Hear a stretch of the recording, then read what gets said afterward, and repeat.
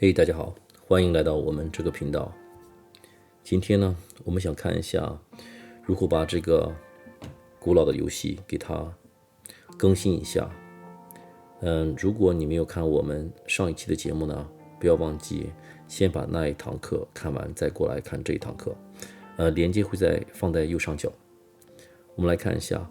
这个游戏呢，将近30多年的历史了，所以呢，我们现在在重新复制的时候呢，我们想利用这个更强大的这个硬件的这些功能呢，所以我们今天的课程呢，就准备把这个 Contra 这个游戏呢，给它增强一下。在这里面，我们做的第一件事情呢，就是把它做成一个全屏的游戏。上面的演示呢，我们可以看到，当全屏的时候呢，我们可以看到更多的内容，感觉会更好一些。我们在手机上能够看到的屏幕的大小呢，其实是根据这个 camera， 也就是镜头的 viewport 的大小来定义的。在这里面，我们可以看一下上一次我们做节目的时候呢，这个 viewport 呢就是红色的那一部分的大小。如果我们想把这个游戏做成全屏，我们需要做的事情呢很简单，就是把这个红色的部分呢给它填充到整个这个手机的屏幕上就可以了。我们可以看到这个高度呢没有任何的变化，我们只需要把这个宽度拉长，给它填满整个屏幕。下面来看一下我们在 code 里是怎样来实现这个功能的。来看一下这个公式是什么样子。我们知道屏幕的宽跟高，而且我们还知道这个游戏的高度，所以呢，我们这时候创建一个方程式，我们求的就是 x。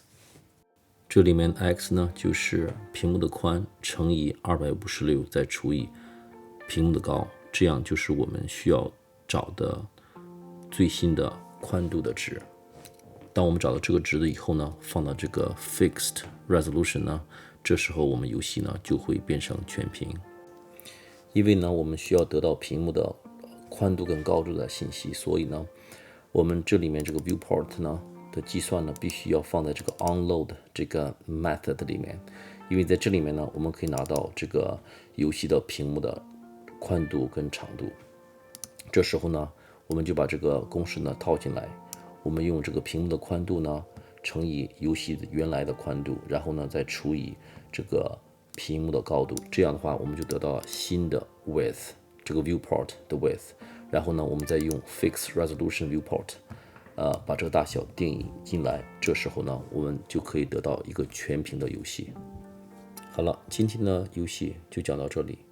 如果喜欢的话，不要忘记点赞、转发及订阅。